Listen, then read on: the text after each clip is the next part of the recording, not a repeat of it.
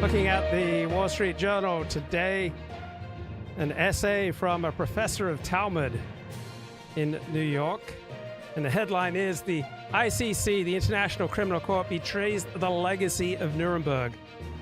After World War II, jurists understood that law must serve morality. Today, that premise is inverted. Oh, some lofty concepts here. The author is Daniel Z. Feldman. Teaches Talmud ethics and public policy at Yeshiva University. Well, what exactly is the legacy of Nuremberg? That's when Nazis were put on trial after World War II. And to the extent that the trial was legitimate, then you would see the prosecutors not getting their way in everything. So is that accurate? Did the prosecutors really fail to get their way in absolutely everything they wanted, including death penalty for Julius Streicher, publisher of Der Stürmer, who didn't kill anyone, he just wrote some nasty things about Jews? Okay, law must serve morality. So what is morality? It's our understanding of right and wrong.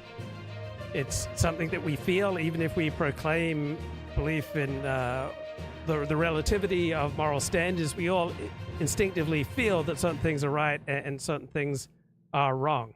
And so here's an example what I find wrong. Right, this is the electronic intifada, presenting the very opposite perspective on what's happening in Gaza to my own opinion.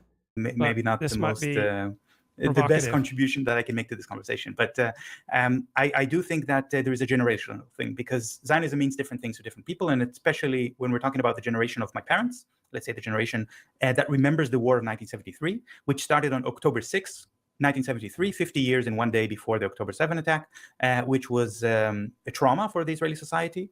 And it created a crisis. About 3,000 Israelis were killed in that war. This is something that has shaped Israeli society very deeply. And their understanding of what Zionism means is that if you believe in a future, and if you think about plans of how to recover from a crisis, then it is possible to salvage the settler colony, and to salvage the apartheid system, and to rebuild it even from a deep crisis. Okay, that has absolutely nothing to do with Zionism. Zionism is just Jewish nationalism, with a particular meaning that Jews will return to the land of their homeland. So talking about Israel as a settler colony, that's just imposing some ideological lens on top of reality. I don't understand why it's helpful, but what the heck? Now we are seeing the same people of that generation, which are saying, without a strategy and without a plan, there is not going to be any rebuilding of a settler colony. Then it's over. But they're not the generation which is calling the shots anymore. So most of these people are pensioners.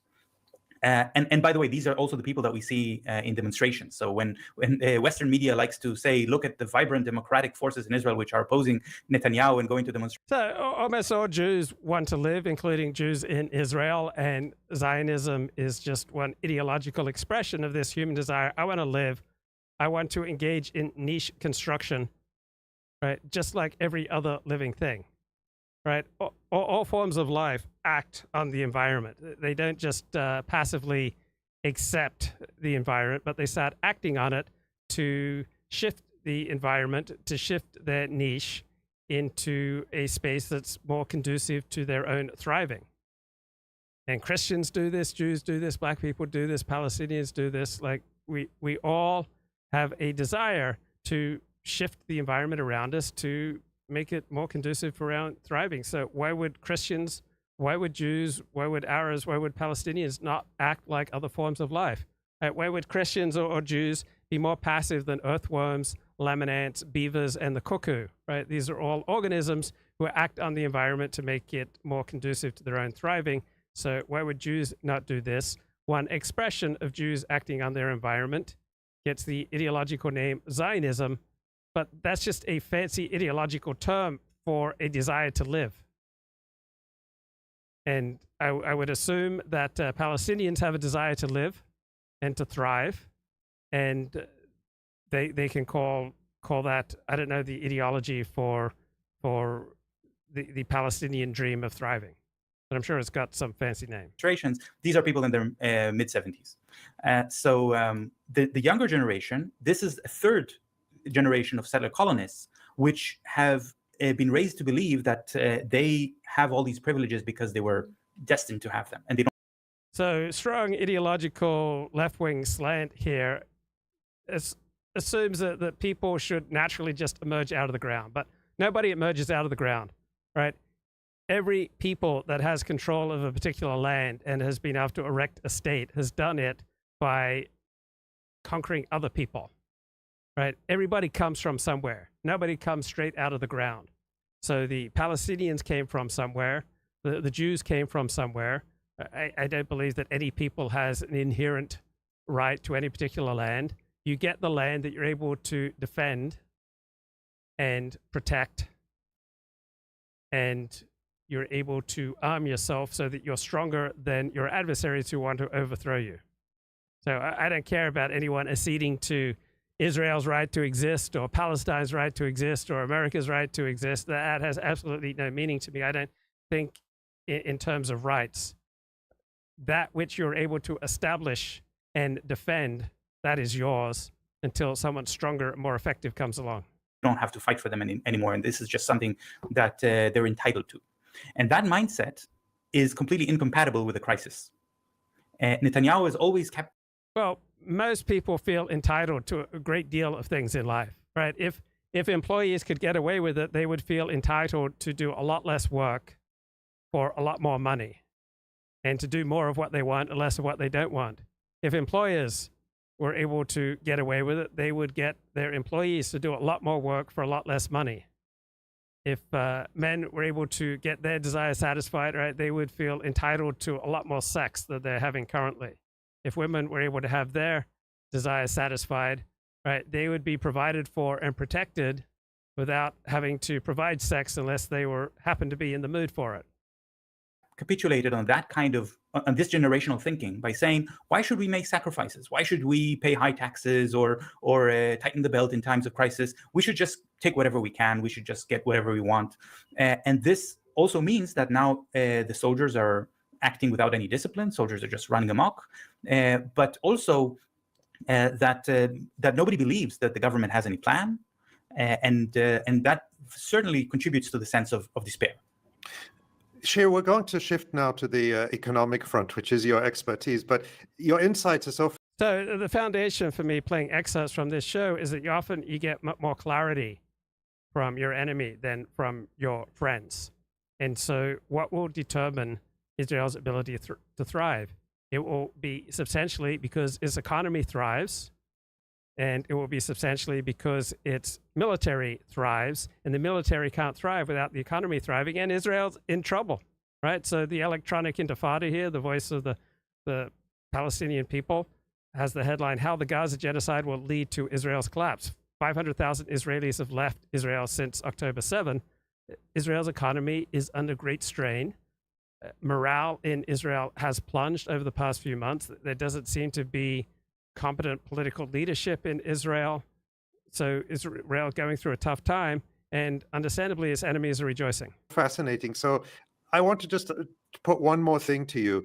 It seems to me that when you talk about that spirit of sacrifice, you know, for Palestinians, of course, every Israeli leader from the beginning of Zionism is a war criminal by the virtue of the acts they've committed. So whether you take a Ben Gurion or a Yitzhak Rabin or Shimon Peres, these were... All right, this is key, all right, that every Israeli leader is a war criminal, right? Just shows you how the term war criminal and crimes against humanity has almost no objective meaning, right? The leaders of Israel want Jews to be able to live in a land in which there's been no other independent state but a Jewish state in the last 2,500 years.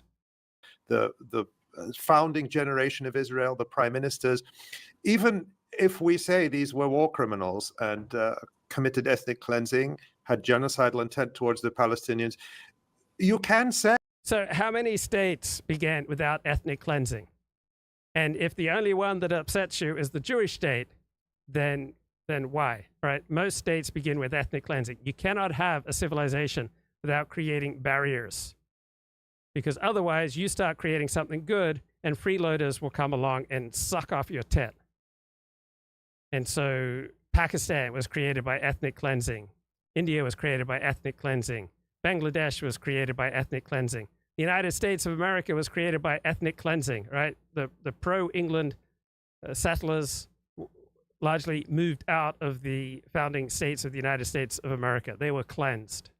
Hey, I mean, even take a monster like Ariel Sharon, who Right, and so one person's monster is another person's hero, right? Ariel Sharon fought for the Jewish people, deeply flawed individual, often wrong, often right, if you're looking at him from a pro-Israel perspective. He's called a monster because he was so effective for the Jewish people against their enemies. Perpetrated the invasion of Lebanon in 1982, the Sabra and Shatila massacres. Do you think it's true to say that? All right, this idea that Ariel Sharon perpetrated the Sabra and Shatila massacre, these were massacres by non-Jewish Christian phalangists in Lebanon against Muslims, right? No Jews participated in these massacres, but this electronic intifada wants to push a completely factually false line that Ariel Sharon was responsible for what non-Jews did to non-Jews. That generation were committed to something bigger than themselves in a way that the current generation are not. I mean, they had a spirit that created this state. Is that a distinction that's worth making? And is it significant? Yeah. It's not easy to perpetuate a people that sacrifices to the degree that the founders of the modern state of Israel sacrificed, right? Soon, these relationships between the individual and the state will become more transactional, right? So it's not unusual that many of the founders of the Jewish state were more willing to sacrifice on behalf of something greater than themselves than their grandchildren. Significant in terms of the future of this entity. Yeah, well, first of all, it's not just Palestinians that consider these people to be war criminals. They are war criminals. This is a fact. They have committed war crimes. Right. It's not a fact. It's highly dubious because the whole realm of international humanitarian law or the laws of war or international criminal law is frequently contested. It's quite young, right? It's only become popular since the late 1990s. And if you have to say this is absolutely a fact, it's not contested, you're only saying that because, in fact, it is contested and you're wailing against reality. But I do agree with you that there is a difference between the Ben-Gurions, Sharons, Rabins, Pereses of the past and the Ben-Gvirs and Smotriches or a Gallant of the present. Yeah, one difference between them is that they are operating in a different context. And so you change the situation, right? You're going to change how people operate, right? Change the situation, you'll change people. Right, back to the subject topic about the International Criminal Court betrays Nuremberg. There's a dangerous irony in the International Criminal Court's efforts to prosecute Israeli leaders regarding the Gaza war with potentially far-reaching ramifications. The court's mandate is the continuation of the Nuremberg Trials. President Harry Truman credited the Nuremberg Trials with the blazing of new trail in international justice that will be long remembered for serving faithfully and well the cause of civilization and world peace. The actions of today's ICC, the exact opposite, and threaten to undo Nuremberg's legacy. Really? So the actions of today's International Criminal Court are the actions of certain interested actors pursuing an agenda and arguing for their own righteousness and for the wickedness of their enemies, which sounds to me very similar to how Nuremberg operated, right? Nuremberg was essentially a show trial for liberalism. You heard of Stalin's show trials, where Stalin's enemies were put on trial or found guilty, but these trials were made public, right? Stalin wanted to show the world what happened if he didn't like you. And so Stalin was able to orchestrate a whole series of trials just for the purpose of making certain people look bad. Well, there wasn't much legal precedent for what the Nuremberg trials did. And as the prosecutors at Nuremberg got everything they wanted, right, these were essentially show trials.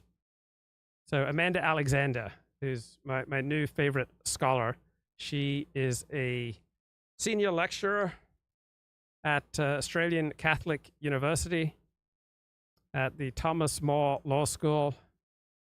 And she's just got some great work here on the Nuremberg Trials and on international humanitarian law in general, the development of the whole category of the civilian. So I'm a big fan of hers. So she contributes to a book that came out recently, Revolutions in International Law, The Legacies of 1917. So the Nuremberg Trials owe a great deal more to the thought of Lenin and his anti-colonialism, anti-imperialism agenda than they really do to liberalism and to Western ideals. So it wasn't just the Soviet leaders of the Nuremberg Trials who pushed Lenin's agenda, but also the Westerners carrying out the Nuremberg Trials. They were pushing forward the communist agenda of Vladimir Lenin. That's why the Nuremberg Trials are so weird. So the Nuremberg Trials stand as a pivotal moment in any history of international law, international humanitarian law, international criminal law, and international human rights. So human rights only became widely known in the 1970s as something that exists outside of the nation state, when all sorts of disillusioned Marxists were looking for a utopian cause that enabled them to feel amazingly righteous, and it didn't matter to them if it made any difference in the real world.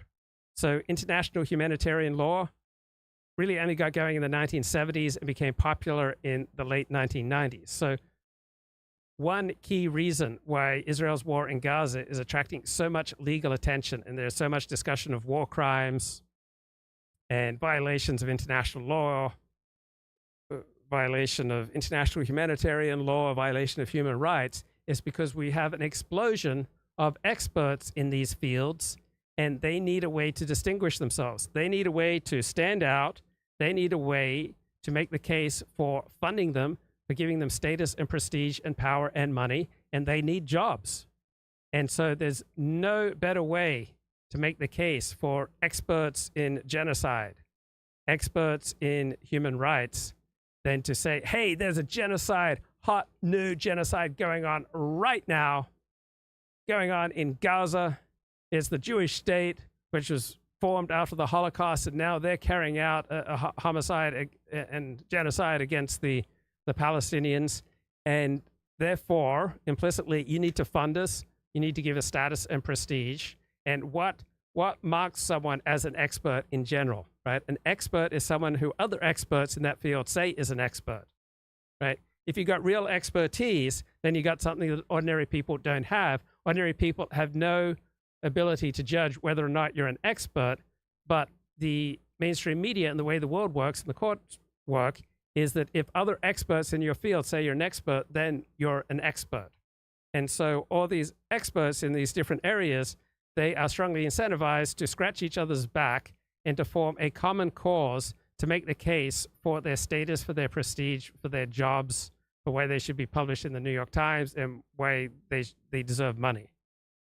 And so you have all these human rights experts fighting right now to stand out with regard to Gaza, because this is the hot new opportunity to make the case that they are important.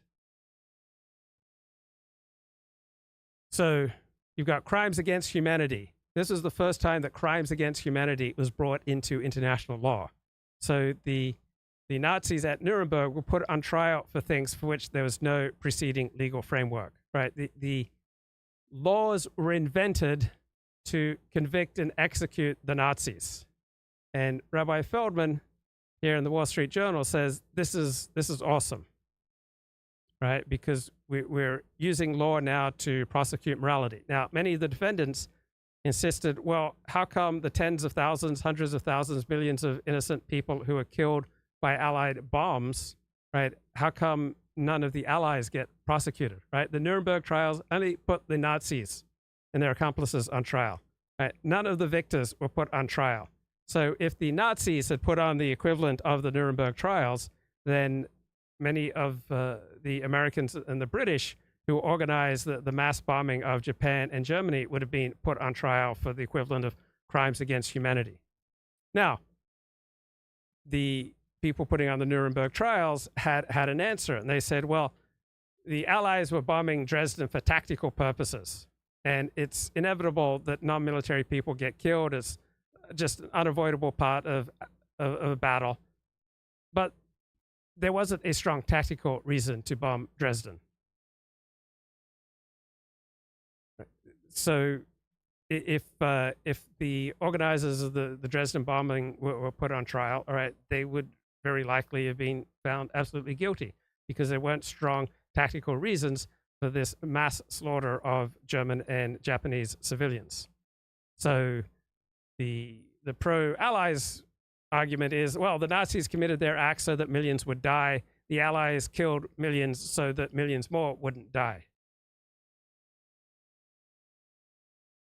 So the rabbi says war must be judged consequentially, meaning the ends have to be allowed to justify the means. Well, there are many ways to judge a war. In the final analysis, we're all stuck in an iron cage together. Nobody is coming to rescue us. So the Nuremberg trials contain another lesson. Some thought it violated the rule of law to try defenders for acts that weren't crimes when they were committed. Yeah, in any ordinary sense of law, that is a violation of the rule of law to try defenders for crimes that weren't crimes when they were committed. But because people were outraged and they were winning and they won, then they decide, well, law must serve morality. Our morality is being violated. And so now we must punish the greatest atrocity of the 20th century. Now, there's no inherent reason that the Holocaust, for example, was the greatest atrocity of the 20th century. You can make the case for many other atrocities. And according to the rabbi, the alternatives were leaving the greatest atrocity of the 20th century unpunished. No, that wasn't an alternative. You can still punish, but Nuremberg was done in a way that gave it the appearance of the working out of a legal process, where you could punish people without regard to fairness and process. Well, were the defendants in the Nuremberg trials really afforded fairness and process? And so Rabbi Feldman bewails the current efforts in the International Criminal Court to prosecute Israel. But both the Nuremberg trials and what's going on now with the International Criminal Court to prosecute Israel are both examples of the same thing. You've got interested actors pursuing a particular agenda and appealing for world approbation of being on the side of the angels, of being on the side of the good, and advancing their own particular interests using global rhetoric. Okay, I will send an invite to Dooovid here. Let's get a little more. Because those of the past, they perpetrated the Nakba, ethnic cleansing. They hoped that this would be a sustainable ethnic cleansing. I'm sure you know the famous quote by Ben Gurion about the old will die and the young will forget. But which is not realistic, but it was a plan, at least. It was a hope for him and for his generation, and also for the generation of Rabin, who orchestrated the whole Oslo agreements as a way to create a sustainable, ongoing. Yes, the Jewish state of Israel was created in part through ethnic cleansing, just like almost every other state in the world today. Okay, let's get Dooovid back on the show. Dooovid, what's going on in the Samantha Woll trial? She was a synagogue president, attractive young woman, influential in politics, who was murdered at her home. What's going on with that trial in Detroit, Dooovid? Bombshell today, like bombshells, straight to Hollywood, and you question the narrative of the prosecution. Like, what the hell is the prosecution doing, bringing these witnesses? Because the evidence against the African American Bolanos is extremely circumstantial. Just that he was seen in the neighborhood, in cell phone data that only puts him in a tenth of a mile of her apartment. But eventually they got a subpoena and they checked his jacket and bag and had a tiny bit of blood. But obviously blood on his jacket is pretty good evidence.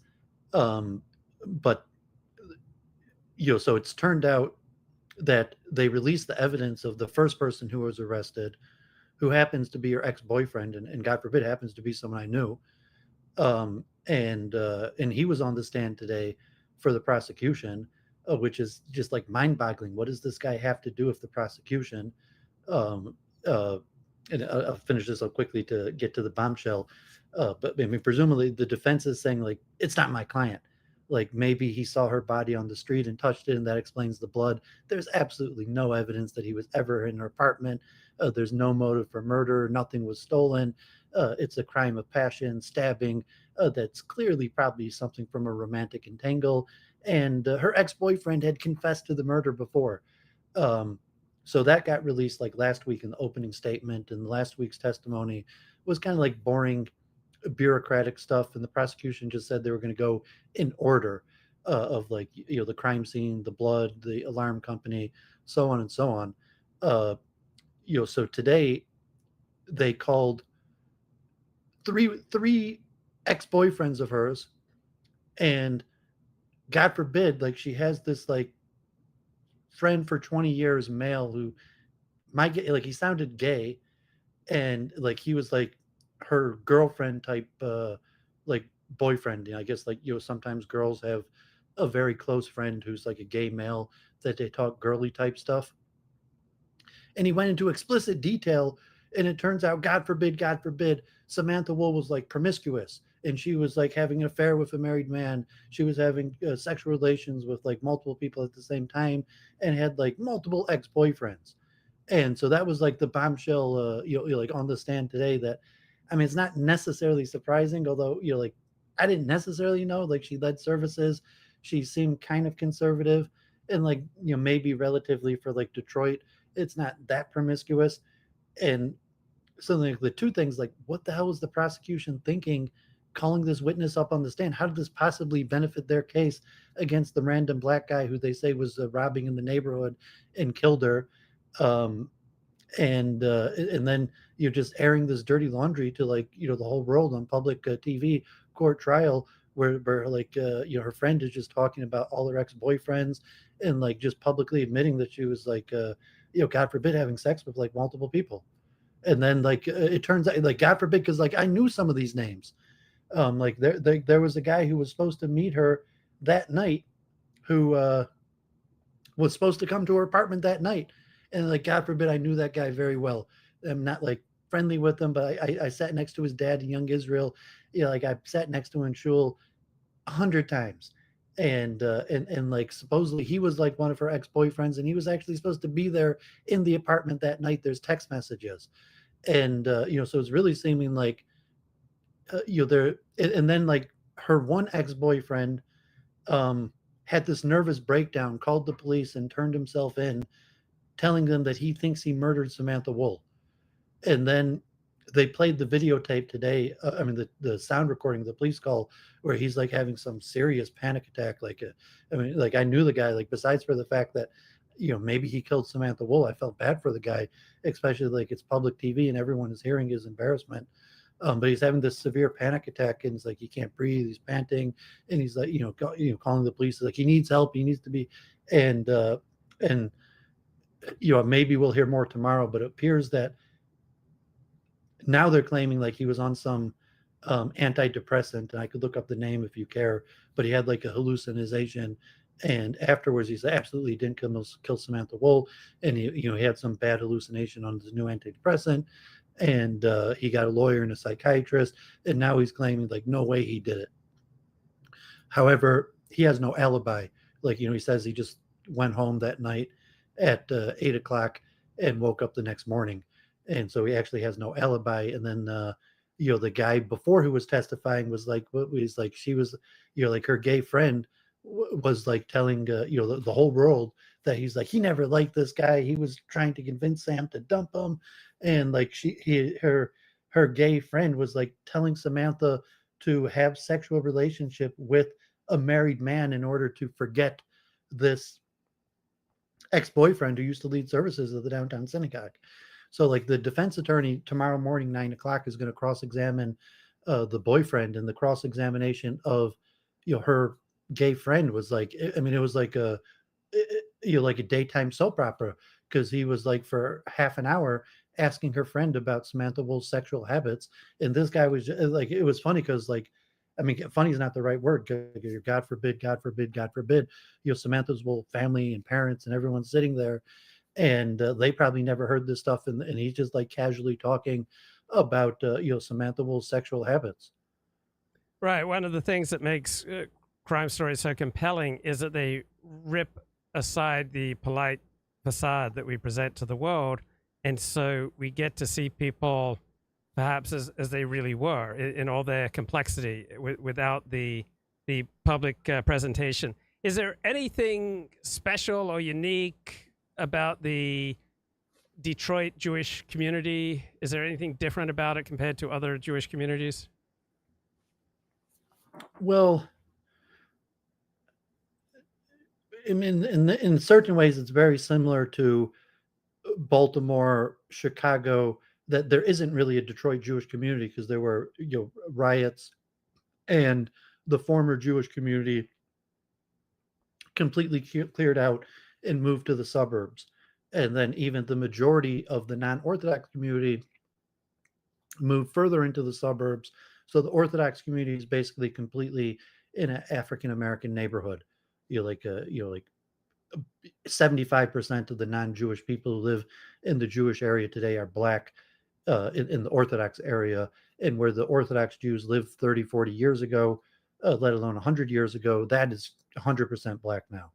So, the downtown synagogue, and this is also not necessarily unique to Detroit. There's some similarities across the nation, is part of like the new urbanization, gentrification, where you have the kids of Jews. I mean, there's also the Detroit Jewish community is a dying, aging community where most of because the Orthodox represent only like 5-10% of the larger Jewish community, and the Reform community, a lot of intermarriage or not having many children, and the children that they did have, due to lack of economic opportunity or living in African American neighborhoods, have chosen to try their luck someplace else.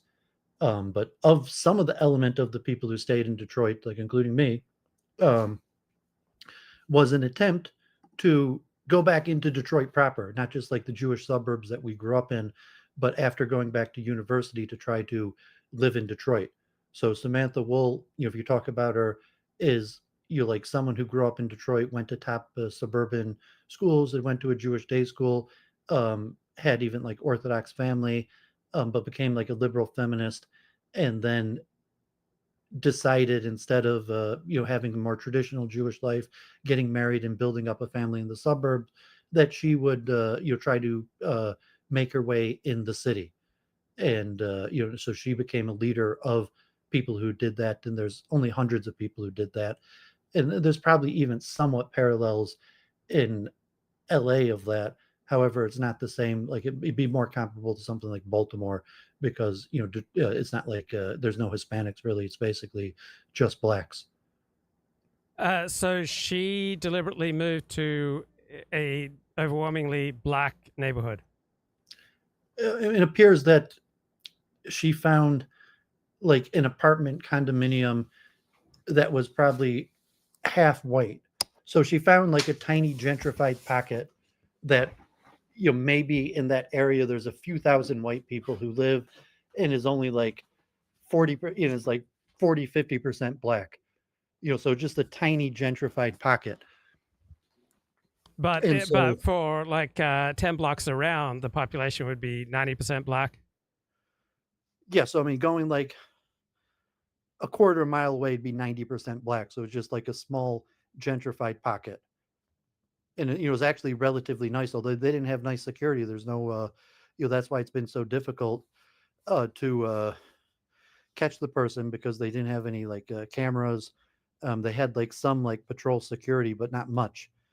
And basically, it would appear the early investigation, especially because like now, like I'm just finding this information out now, 8 months later, but it would appear that the police spoke to her friend the day after, and her friend gave her like a whole list of ex-boyfriends, and like and saying like, well, is there anyone that might have wanted to harm Samantha Woll, especially the nature of being a stabbing crime, that they went into the details, although they didn't show the pictures, but they went into the details of exactly how she was killed. And so her friends like, well like, yeah, and gave her, God forbid, like a list of like at least like I think 5 ex-boyfriends and he was explicit, like who she was having sex with. And then the defense attorney was even like, he had the video, so he was like, he started to ask questions about like sexual relations, and then he was like, and they called another ex-boyfriend of hers who had like a yarmulke on. He was like an Orthodox Jew dentist who was divorced, modern Orthodox probably, and has like 4 children. And um God forbid, because perjury, and they had the police tape.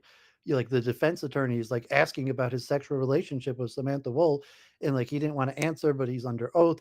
And then like he gave an answer that was a little bit different, and the defense attorney like played the video of him saying something, like the exact, God forbid. So it was like a soap opera today, which I guess it's not surprising, but I just thought there was one ex-boyfriend that like that came out at the beginning of the case, and he had a nervous breakdown and confessed, but the police decided to give him some sort of immunity and not press charges, although a lot of people thinks it's him. But like now it turns out that she has like 5 ex-boyfriends that all had access to the apartment and could have reasonably been the one who killed her. And And honestly, go ahead. I don't think the black guy did it. Like I'm just looking at the evidence, because like the stab to the type crime, um just like so many ifs, like the prosecution's case is just like, this is why you lock your doors. And just a random guy breaking into cars who was on the street, and like saying, well, so now they're claiming like she left her door unlocked. And so just like kind of random, this guy got lucky. He was testing doors and hers was open, and then he came in, and then like there's like apparently a multi-room struggle, and there's not really a clear narrative, like how does a guy breaking in lead to stabbing her a bunch of times. So really the only evidence they have is that he was in the area, and a tiny bit of blood. I mean, so blood's a good question. And the defense, the possibility that the defendant, might claim that he saw her body on the street and touched it. But then also there's the question, the time frame. So it appears that they changed the time frame. The initial, that initially they thought that she died like about 1:30, and now they're claiming she died at 4 o'clock, because that corresponds when the random black, guy breaking into cars was in the neighborhood. So I mean, it's very difficult to think that it's really this black guy who did it, even though he's the one being tried and who's been in prison for 6 months now. And like now it's just turning out that she was promiscuous and was having multiple sexual relationships with different people, including a married man who all had access to her apartment. So the defendant, does he have a history of violent crime? I'm not sure. He was in prison for like 5 years. Okay, But sounds pretty I'm not violent sure then. if it was for something violent though.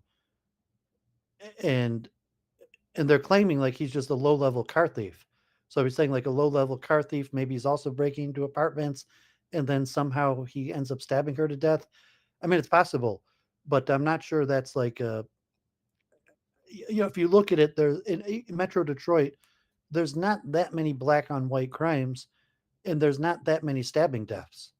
So just in that, you would think, oh, there's a lot of black crime, there's a lot of black theft, there's a lot of black on black crime, but there's not necessarily that much black on white crime, and there's not that many stabbing deaths. Now, she would leave her door open, unlocked. She'd leave her door unlocked. That's unclear. So the defense, I mean, the prosecution. So I mean, one question is like, why the hell did the prosecution even call these witnesses? Why is the prosecution calling her ex-boyfriends? And so if the only reason they're doing it is to try to preemptively stop the defense from claiming that maybe it was one of the ex-boyfriends, or to establish that she used to leave the door unlocked. And that was one of the things where the dentist who said that she used to leave the door unlocked, and then the defense was, did she leave the door unlocked, or she left it unlocked for you because she knew you were coming? And if Samantha had the door unlocked Friday night, it wasn't because she typically leaves the door unlocked. It's because one of her male friends was planning on coming over, and he actually gave a name. The defense attorney actually said that there's a text message and plans. And I'm wondering, God forbid, this is a guy I know pretty well. Like I sat next to him in shul, like God forbid. And so I don't know. I don't know if the defense has the ability to prosecute other people. Like if the defense could call her ex-boyfriend to the stand, or if the prosecution is going to call her ex-boyfriend to the stand. And like to me and the legal observers, it would just seem nonsensical. How does it help the prosecution's case to call her ex-boyfriends to the stand? So I mean, it was just completely mind-boggling to to a lot of people watching it. What's going on? The revelation of the information. Even thinking like everybody thought it was anti-Semitic, and now you're thinking like, okay, she's in some sort of love triangle, and she's having relations with multiple men at the same time, and it's possible that one of these jealous boyfriends killed her. That the defense is going to try to argue, and if that's the case, why is the prosecution opening the door by calling her boyfriends to the stand in the first place? So she was a synagogue president, and she was politically active. So synagogue president is not a powerful position. It's a position of fairly humdrum service. But what was her wider role in the community? I assume that she pushed a liberal, inclusive, civil rights friendly brand of politics. Yeah, so I mean, she was a smart woman. She graduated from University of Michigan. I'm not sure what program. I know she had worked in like management at a dental surgery company. So I mean, she'd been able to find relatively decent employment in just the type of employment that's available in Detroit. And then she got into Democratic political activist, although she was kind of like a Biden mainstream Democrat, like of the other type liberal Jews in the area that tend to be progressive. She was not a full progressive. She was more, call like a corporate Biden Democrat. And she was, actually, I think the highest ranking person in the Democratic Party in Michigan. She had been like the training person for Hillary Clinton, where she would give the seminars on like how to knock on doors or campaign. She had overseen the campaign of this Indian woman, and then she had overseen the campaign of Eliza Slotkin, who won Congresswoman and now is running for a state senator. And Slotkin had even hired her to be chief of the staff, and she had lived in Lansing for a year or two. She had worked for Dana Nessel, the lesbian, attorney general of Michigan. So I mean, she's very like pro-choice, um, but I wouldn't call her quite progressive. Like she was a little bit more conservative Democrat than the other liberal Jews in the city. And, hence she was moving up the rank, and I think she had just got employment with some Democratic organization. They mentioned it during the trial, but I'd never heard of it. And that was a paid position. Okay, and was there something else with what AFPAC, America First convention that was in town recently? Yeah, it's like I just I saw you stream and I just wanted to get it off my chest because like I was just mind blown that like I mean one thing because like under normal circumstance like I would not be privy to uh the sexual relations of like a prominent Jewish woman, but just the nature of this case that for whatever reason like her friend was on the stand and like for an hour just talking about her sexual relations. So I was just kind of mind blown by that. So I appreciate you letting me share that. Um, but yeah, the big news, and I'm surprised that the Samantha Woll case, like Glib saying in the chat, it's not really been national news. Even in Metro Detroit, there's only a few articles about it. So I guess the national news was because they thought it was anti-Semitism. So if it's just a random black guy, or even if it was one of her jealous boyfriends, that's not that big of a story. Um, but yeah, AFPAC, Turning Point, TPUSA, Trump was in Detroit this weekend. So, like the Charlie Kirk, I think they called the People's Convention or People's Forum, was Friday through Sunday, opening up with Candace Owens, ironically, with all the, Ben Shapiro stuff. But Charlie Kirk still, she after him, she was the opening speech. Trump came and he was the keynote Saturday night, and he also visited like a black church in Detroit, and he gave kind of like a little bit of his own speech, but also did like a listening session. So for like 30 minutes, Trump just sat there and listened to Black Detroiters talk about their concerns. Um, but the major news from that you might be interested in was that AFPAC 4, Nicholas Fuentes decided to hold his AFPAC in Detroit, and so I guess they always do it counter to CPAC or the Turning Point. So on Friday, Fuentes shows up with his entourage that actually he's got a pretty interesting entourage. So like this guy Jake Shields, I'm not sure if you heard of him, like a UFC fighter who has been making controversial statements, but most notably being anti-Israel.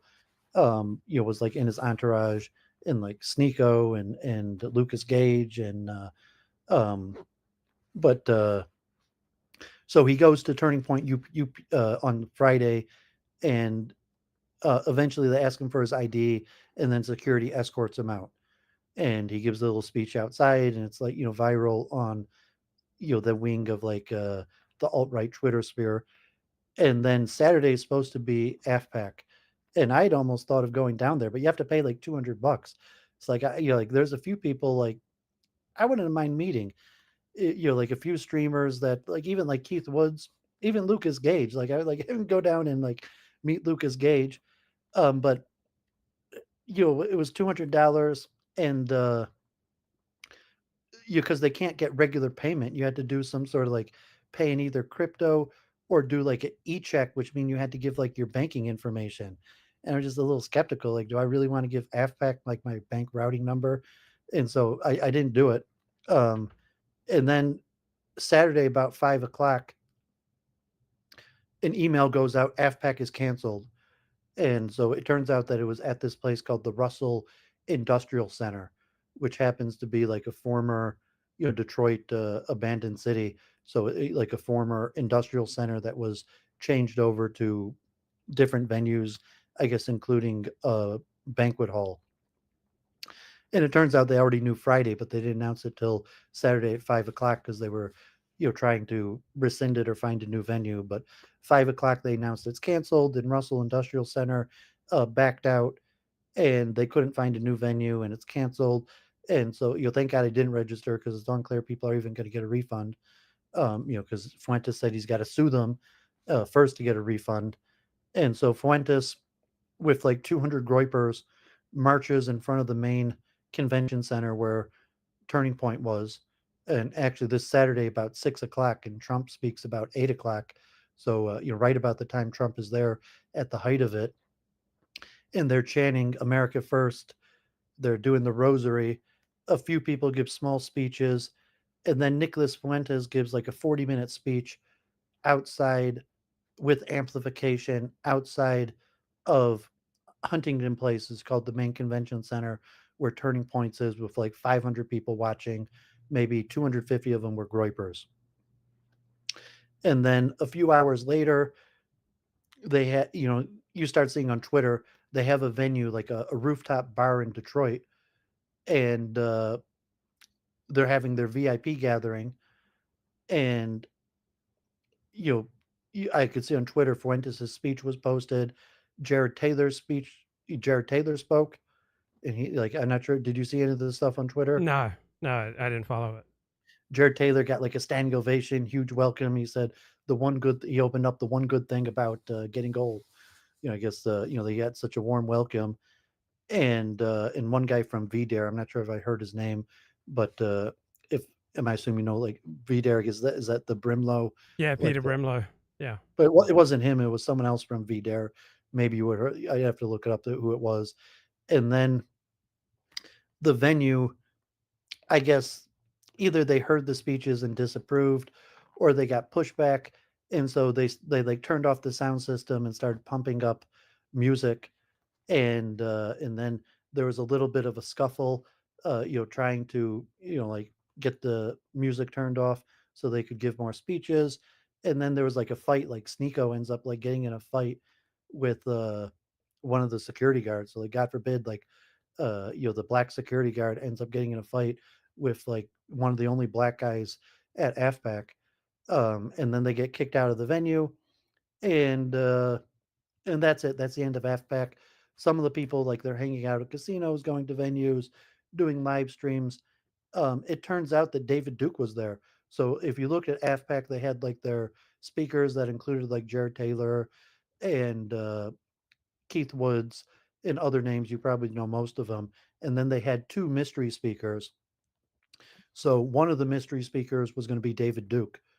And, there's pictures, people having selfies outside with David Duke. So that's basically it. I didn't go down. Like, if it was going down, like, if they hadn't got kicked out of the bar, I would have thought maybe like after Sabbath, which doesn't end here till like 10 o'clock, to like go down, like to the bar, I don't know, like try to meet like Keith Woods or Lucas Gage. God forbid I decided against it. But then, it ended up getting shut down anyways. There were a few protesters, and I'm not sure if the protesters also came from out of town. One of the biggest things on Twitter, did you see like that new e-girl like Lily, who said the broke ass N-bomb comment No, that went viral? no. It just happened this week. Some like random e-girl Lily, and she had like a little clip where she's saying, yeah, I guess she's a single mom and she was defending single motherhood, and she said most of her friends are married, but they're married to broke ass N-bombs, or with the A, not the hard R. And that was all over social media, like this clip of this blue-eyed girl dropping the N-bomb, and she ended up losing her job. They ended up like doxing her, and then she lost her job. But then all of a sudden she showed up at AFPAC. So Oh, that was really? like, yeah, I mean, so like this all happened this week. So like, and like, I mean, there was a little rant. I guess she's kind of like an attractive woman, but she had a semi larger nose, and so there was a lot of people thought she was Jewish, and although she claims she's not, although it appears now she has like a mixed race kid as a single mother, but she was the biggest thing in the news this week.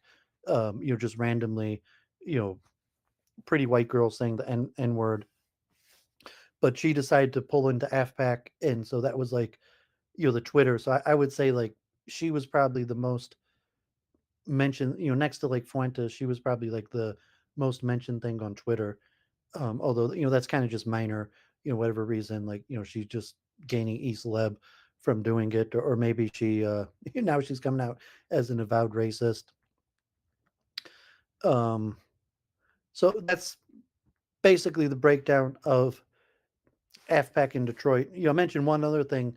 So I didn't see much protest, but I had a lot of Jews. Even I didn't even hear that much from the Jewish community, but some of the Jews who knew wanted to protest AFPAC. But like the liberal progressives that conceivably would have protested AFPAC, they wanted to protest, Charlie Kirk and TPUSA. And I was looking at like the SPLC, as opposed to the ADL.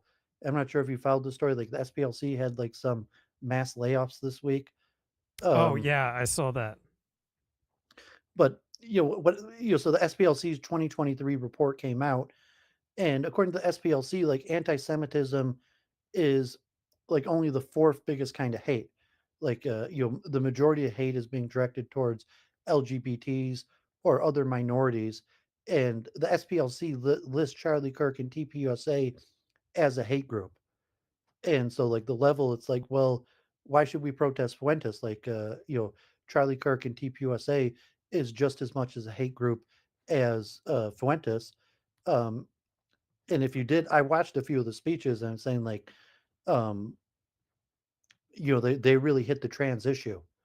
Like from Candace Owens to every speaker, they're just hitting the trans issue. So from the turning point, from the SPLC level, uh, TPUSA is the most dangerous hate group in America, even though they're not anti-Semitic, but because the anti-trans part is one of the key platforms of their agenda. So from like the news media, there wasn't that much focus on AFPAC, and even like there's a local. I've actually met him a few times. The major paper in Detroit, the Detroit Free Press, one of the Arab journalists who wrote a paper, um, gave kind of like a mild, fair criticism of AFPAC, and he mentioned that AFPAC is anti-Zionist, are anti-Israel. So he didn't even go that they're necessarily anti-Semitic, and because he's also been critical of Israel or sympathetic to the Palestinian protesters. So even the Detroit Free Press, well, kind of was like, well, there were 2 hate rallies in Michigan this week, AFPAC and Trump and TPUSA, and he was even probably more sympathetic to AFPAC because they're anti-Zionist as opposed to Kirk and TPUSA that's pro-Zionist. So that the article in the Detroit paper, ironically, was not that hard on Fuentes and AFPAC. Okay, Dooovid, thanks for stopping by. Thanks for all that reporting and information on a couple of stories that I did not know much about. So thanks, man. Okay, yeah, I appreciate it. Just to mention, Samantha Woll's, the defense attorney will be cross-examining Samantha Woll's boyfriend tomorrow, and it could be they're going to call more of her boyfriends. So, if there's something interesting, maybe I'll let you know. But I appreciate you letting me share that. So God bless. Take care. Okay, take care, Dooovid. All right, talking about the Nuremberg Trials. The Nuremberg Trials saw the end of a regime that caused the Holocaust, and it was the first time in history where an international court sentenced people to prison and to death. It would later set the stage for an International Court of Justice, the Universal Declaration of Human Rights, and 2 Geneva Conventions. Germany started the Second World War when it invaded Poland, and eventually attacked over half a dozen countries throughout the continent. But by 1943 the tide of war had turned. The Soviet Union was beginning to push back at Leningrad, Moscow, and Stalingrad, while the British meanwhile had beaten back the German air raids and pushed the Axis powers out of Africa. So the leaders of the major Allied powers came together to discuss the state of the world after World War II had ended. Right, and there's this interesting essay by Amanda Alexander. It's called Lenin at Nuremberg, Anti-Imperialism and the Juridification of Crimes Against Humanity, meaning running it through a particular legal framework. So the Nuremberg Trials created this whole new category of crimes against humanity. There's no preceding legal category for crimes against humanity. So the Nuremberg Trials are supposed to have created this brand new moral order, right, aimed at protecting vulnerable humanity. And the Nuremberg Trials prosecuted the bad guys. They prosecuted all these awful war crimes. And the Nuremberg Trials are presented to us as an example of the rationality and the calm procedure of international law overcoming violence and power and the baser instincts of revenge. And so the Nuremberg Trials are often presented as a liberal or enlightenment narrative of international law. It's a liberal show trial. This was the opportunity for the West to put on display its particular pedagogy, right? Its way of instructing the world about right and wrong. But the Nuremberg Trials did not exactly turn out that way, right? They were supposed to give us an accurate, impartial history. They were supposed to demonstrate enlightened values through the civilized institutional drama of a trial at law, right? We're supposed to have a liberal show trial here, and they have an important place in any account of human rights, humanitarian international law, liberal values in international law. But when you hold up the Nuremberg trial against these expectations, it falls short, both as a legal proceeding and as history.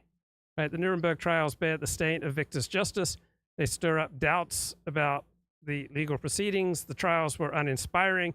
They relied on documentary evidence. They listened virtually not at all to the voices of the victims. And the crimes against humanity were oddly limited. Right? They were linked to crimes against peace or war crimes.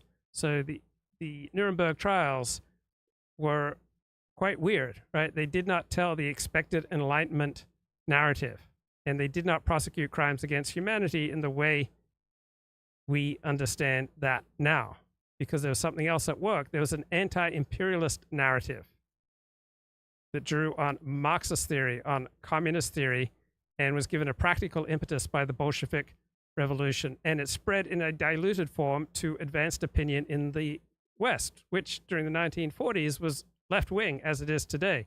So it was this Marxist, communist, Leninist approach of describing war, even European wars, as the result and expression of imperialism.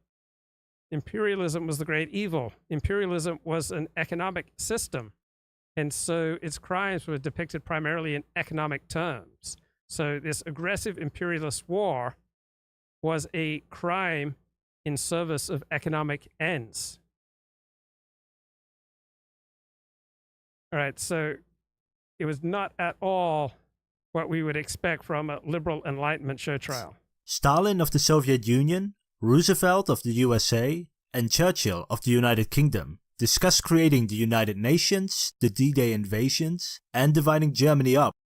So once we understand that what happened at Nuremberg was driven by a communist Leninist narrative, then what happened starts to make sense. Without that understanding, the choices made at Nuremberg are absolutely incomprehensible. So the narrative and the theories that influence this particular development of international law and the whole concept of crimes against humanity goes back to Lenin, who built on the foundation from Marx. So either way, we're talking about a communist theory that was embraced by these leading minds of the West. So this communist narrative was quite critical of liberal values. Right, so one of the central stories of international law is this institutionalization of humanitarian principles. And supposedly it was the realization of liberal values at Nuremberg that was a crucial milestone. All right, this was international law representing civilization standing against dictatorship and oppression, malevolence and passion, militarism and lawlessness. And the trials were going to showcase forensic fairness and human decency. Nuremberg trials introduced crimes against humanity into international law, established a new ethic of humanitarianism, and the trial set out to create an authentic record of Nazi crimes and criminality. But the trials at Nuremberg fall way short of this. They were hardly impartial. They were strictly victor's justice. They completely ignored Allied war crimes. Right? The trials were primarily an example of power rather than reason. There are considerable doubts about the legality of the proceedings. You saw the invention of crimes that people were then found guilty for. They were found guilty for crimes that weren't crimes, right? Crimes against peace and crimes against humanity. Those were the two primary crimes. Those were the two crimes at Nuremberg. Crimes against peace, crimes against humanity, and both lacked any establishment in international law, right? They looked obviously like victor's justice. And the only reason that crimes against humanity were included, all right, it was kind of pushed in there as a secondary crime connected to the principal crime of imperialism, drawing on the communist Marxist-Leninist perspective on imperialism. So as for the trial vindicating humanity, no, the trial probably was vindicated Marxism and Leninism more than it vindicated humanity. Up into 4 occupation zones, because Germany will be divided. But that was not all. Over the course of World War II, it became apparent that Germany committed atrocities on a massive scale. The night raids, the forced deportations, the mass genocide. There was only one question on everybody's mind. How do you punish acts that are this evil? Well, how do you punish acts for which there is no precedent? Right, you had the complete exclusion of Allied crimes, and then you had the link of crimes against humanity to crimes against peace. And then you had the odd focus on aggressive war. So the prosecution had to distort the history of the persecution of German Jews before the war. They had to make it appear as though it was part of preparations for an imperial aggressive war. So prior to the Nuremberg trials, there'd be no such law against aggressive war, right? Is not every war aggressive? Right, so the Nuremberg trials did not relate the history of crimes that we now associate with the Second World War. It was not primarily a history of the Jewish Holocaust. It was not a record of the victims of the war. Victims' voices were seldom heard, right? The choices of the Nuremberg trial undermined the ability of the West to write a history that emphasized the value of humanity, made for a boring trial. It failed to produce a compelling liberal narrative that it was expected to develop. And so Nuremberg trial in orthodox histories of international law is a key part of liberal history of law, right? This is supposed to be the story of international law. but the Nuremberg trials fell way short of liberal expectations.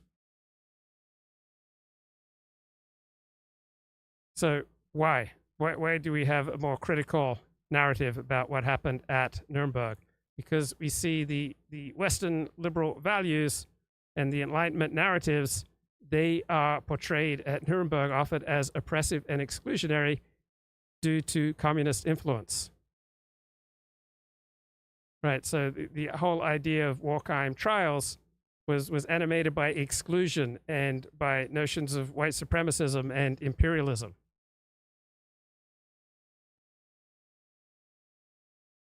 This question, there were basically only three answers. The first was to do nothing, to let all the atrocities, all the death, all the destruction go unpunished.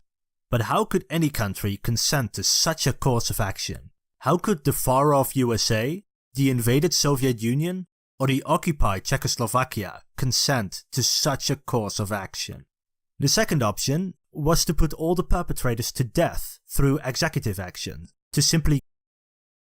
So, in the normal understanding of the Nuremberg trials, this is supposed to be the creation of the great power states, such as the United States and England, with help from the Soviet Union.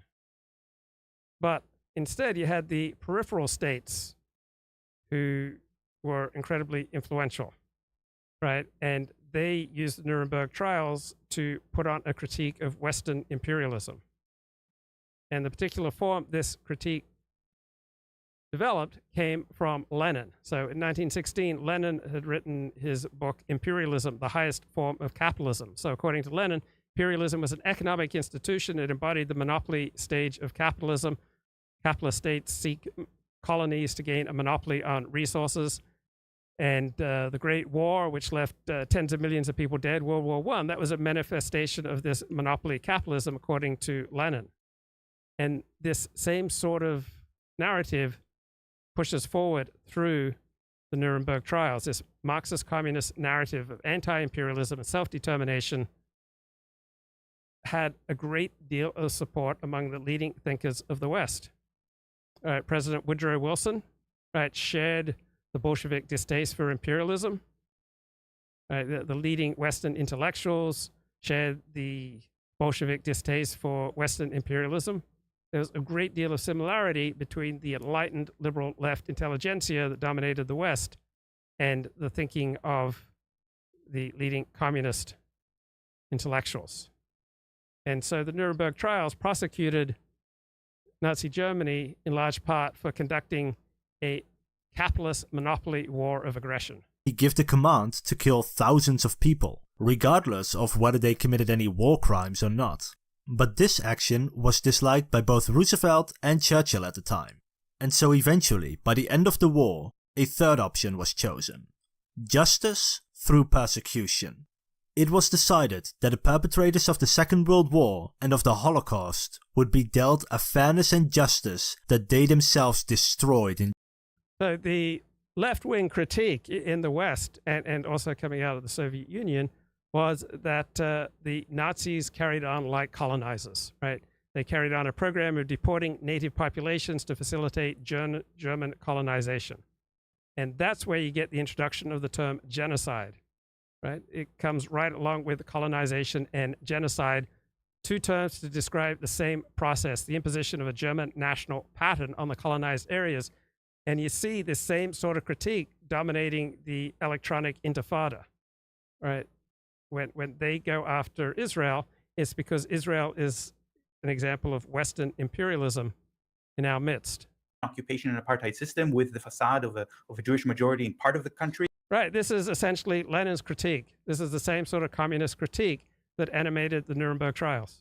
While the other part is indirectly controlled rather than directly controlled. This was a complex strategy, a multi-layered strategy. That is the difference, because they understood there need to be some compromises. And therefore, they also shied away from committing genocide.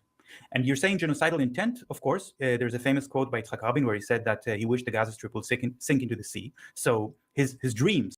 So the headline for this electronic intifada video is how the Gaza genocide will lead to Israel's collapse. And the focus is on economics, because Marxism is fundamentally an economics doctrine. And the critique of the Germans here and the critique that these people at Electronic Intifada are setting forth against Israel is a critique of colonialism. And our dominant intellectuals, right, in the West and in the rest of the world, right, there is this tremendous anger that imperialism is driven by economic motives. It wants to increase the wealth, and this is what leads to war and aggression in Europe as well as the colonized world. So imperialism leads to suffering among the colonized.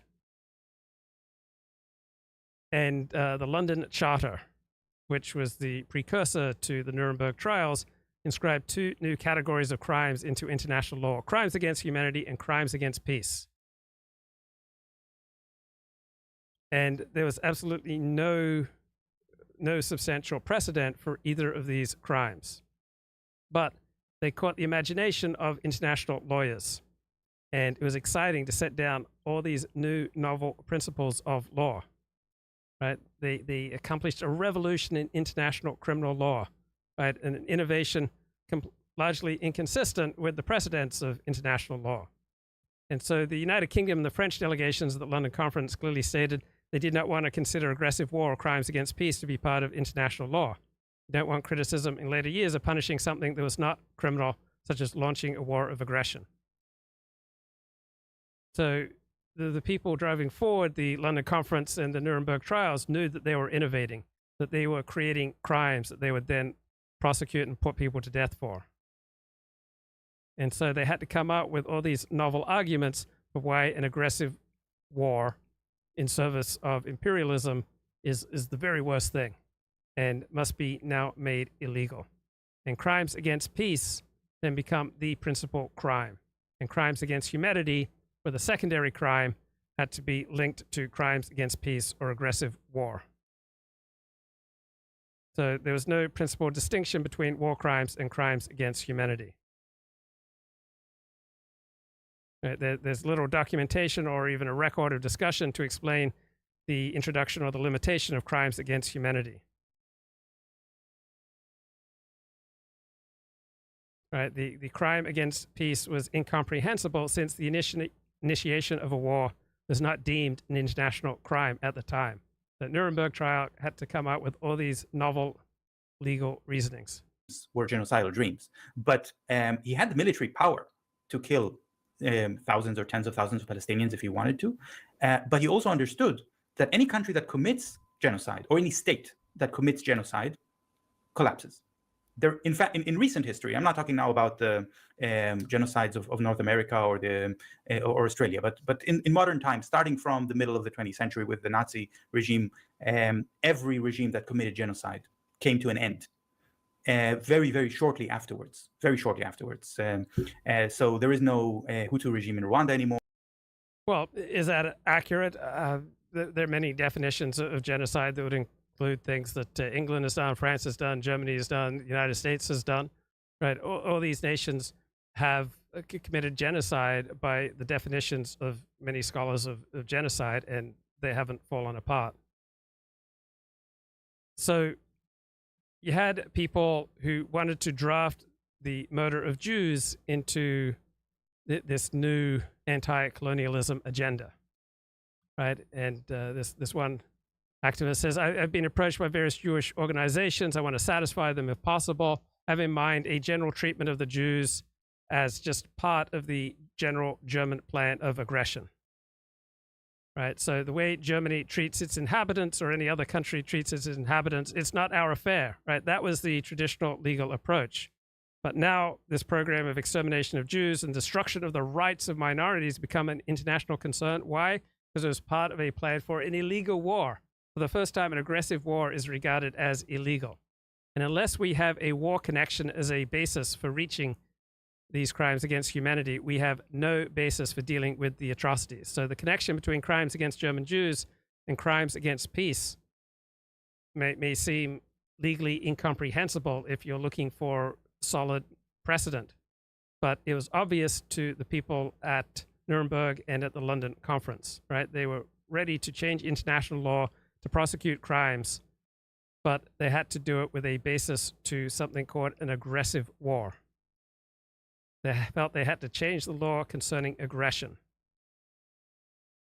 Just like you're seeing a lot of innovative theorizing about genocide and humanitarian law with regard to the war in Gaza. Or the Milosevic regime in Serbia has come to an end, and this is something that Israelis know, of course. So they thought about what kind of war crimes they can get away with in a sustainable way. So for the Soviets, right, they were concerned that international law had not developed a system of rules for protecting the liberty, independence, and sovereignty of nations because of the aggression of imperialism and colonialism. That essentially capitalism leads to imperialism and colonialism, that capitalism is essentially a constant threat to peace. It's a policy that encourages the use of force in international relations. And the Soviet Union comes along as the protector of the sovereignty and rights of small and great nations, wants to develop international relations for all liberty-loving nations, and they want to defend them on the basis of we must put a stop to aggressive war, to colonialism, essentially to capitalism. It was this capitalist aggression that undermined the peaceful relationship between nations. And why were the Nazis so cruel? Because they were greedy. Right, they were determined to seize foreign territories. Right, they wanted to conquer the eastern provinces and make them German economic territory. All land, all livestock, all people must be considered property of the German Reich. So it's the imperialist and the economic aspects of German aggression that gained the focus of the Soviets and essentially their enablers in the West. And this approach gained considerable influence in the West, right? It was a godsend for the left-wing elite intellectuals of the day, right? Finally, they had a framework, a narrative, a basis for these innovations of creating concepts such as genocide and crimes against peace and crimes of aggressive war. And so it was the communists who influenced the West far more than the West influenced the communists. And once the red line has been crossed, there's no going back from it. Well, let's talk a little bit about what that collapse looks like right now. You are, a researcher in the political economy of Israel. As someone who reads Hebrew language business sections of the newspaper, what metric are you using to assess the viability of Israel's internal economic structure? Paint us a picture of what the state looks like. So they knew that what they were doing had virtually no precedent, right? The idea that unjust, unlawful, aggressive war was a crime meant that you needed to completely change international law, but they thought it was completely justifiable because they had to leave behind the imperial era. Imperialism and colonialism is driven by capitalism, right? They have to turn aside from this era where colonization was acceptable. And if different people have different gifts, obviously the strong would tend to rule over the weak. So the sentiment was that we must change the international order from an unethical order to an ethical order. And it came from this widespread sensibility found in Marxism, Leninism, communism, Western anti-imperial literature that informed the way that the Second World War was described, understood, and condemned at Nuremberg. Right? The Second World War became the story of an aggressive, capitalist, imperialist war. Once the trial began, right, both the Soviets, the English, and the US stifled any doubts about crimes against peace. Right? They said absolutely aggressive war, completely illegal. Trying to develop colonies, completely illegal. And so the age of imperialist expansion during the 18th and 19th centuries, right, that age is over. Because in the bad old days, the 18th and 19th century, these kind of imperialist, colonizing, aggressive wars were regarded as completely legitimate. But now, the central crime is something that was regarded as completely legitimate in the 18th and 19th century. So what was done routinely in the 18th and 19th century, stronger nations swallowing weaker nations, this is now a war crime. Now, the idea is that aggression constitutes the gravest encroachment on the peaceful relations between peoples. And from this perspective, everything else flows. Like right now. Right. I think when we're shifting gear right now in the conversation, maybe it's worthwhile to acknowledge that this conversation about the collapse of the Israeli economy, when we're talking about an economic structure which is an exploitative and right, it's the same Marxist-Leninist perspective, right, dominating this discussion here on the electronic intifada, coming from Marx and Lenin, and pushed forward by the elite Western intellectuals who conducted the Nuremberg Trials.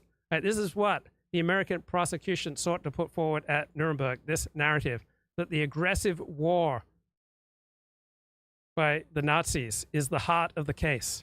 Right? They bought into the communist, Marxist-Leninist perspective. Everything else, however sordid, however shocking, however revolting, is incidental or subordinate to the fact of aggressive war. Right? So everything else is subordinate to the communist line. Everything else is subordinate to the perspective of Lenin and Marx and the perspective of the Soviet Union. The dramatic story of what happened in Germany in the early phases of the conspiracy, the ideologies used, the terror used, the suppression of human freedom, the concentration camps, the crimes against humanity, the Nazi persecutions, tortures, and murders committed. All right, all these things have little international juridical significance, except that they were preparation for the commission of aggression against peaceful neighboring people. Right, so everything that Nazis did pales in significance to them carrying out colonization. The greatest evil is imperialism. So that which was perfectly normal in the 18th and 19th century now is ruled out as the height of evil. It's the source of war crime and crimes against humanity. Right? Could men expect to get neighboring lands free from the claims of the people who live there without committing these mass crimes against humanity? Right?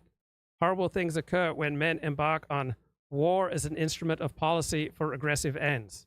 But war has always been an instrument of policy for aggressive ends. But now, what has been completely normal throughout history has been criminalized. Equal structure of apartheid. When this is falling apart, this is a good thing, of course, and we're celebrating that. But it's very difficult to celebrate in time of genocide. Yeah. So let me just take you a little bit back to when we started to talk about this, because it didn't start. It's difficult to celebrate in a time of genocide. When in human history has there been a time where you don't have genocide?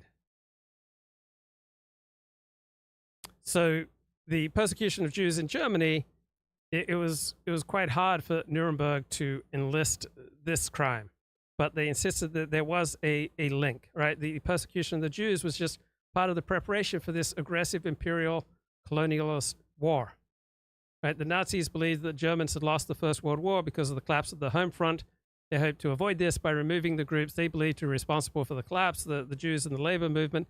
So the treatment of Jews within Germany in the 1930s was just a part of the plan for Germany's desire for an aggressive imperialist expansionist war, which is the height of evils from the communist Marxist-Leninist perspective. Now, judges at Nuremberg found this connection quite unconvincing, but it was the way that crimes against humanity were introduced into the Nuremberg trials. So you had these abstruse, difficult legal maneuvers that form the basis for prosecuting people for crimes against humanity. And the whole overarching narrative for the Nuremberg trials was to fit Nazi plans into this overarching communist theory of the evils of aggressive imperialist colonialist war, right? This was not just an aggressive war, it was an aggressive colonial war.